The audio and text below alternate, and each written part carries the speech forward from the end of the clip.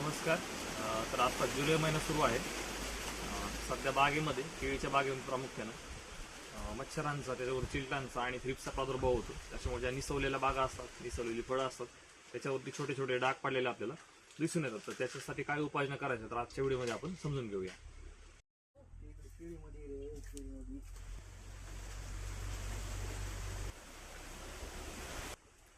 तर हे होतं कशानं, ज्यावेळेस कमळणी असतो त्यावेळेस त्याच्यावरती फुलं असतात.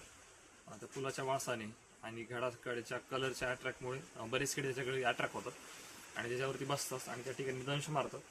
तर ह्यामुळे होतं काय, घडावरती डाग तर येतात, परंतु सुरुवातीच्या वर्षी जी घडाची होणारी वाढ आहे तर ती थांबली जाते, कारण की नसा पंक्चर होतात आणि सुरुवातीची वाढ थांबली जाते. त्याच्यासाठी दोन उपाययोजना आहेत. पहिली आहे, घड निसून होण्यापूर्वीच त्याला आपण BI म्हणतो, बड इंजेक्शन, गाडामध्येच आपण इंजेक्शन देतो. दुसरा आहे बंच स्प्रे. तर या अवस्थेमध्ये बंच स्प्रे नाही करायचा. सुरुवातीला ज्यावेळेस कमळणीस होतं आपलं, त्या अवस्थेमध्येच आपण बंच स्प्रे केला.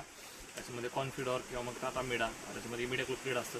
तर अर्धा मिली प्रति लिटर पाण्यासाठी, साधारण 15 लिटर पंपासाठी 8 मिली घ्यायचं आहे. याचा स्प्रे आपण 2-3 स्प्रे सुरुवातीला टाकले कमळणीस होत असताना, तर हे नियंत्रणात राहतं.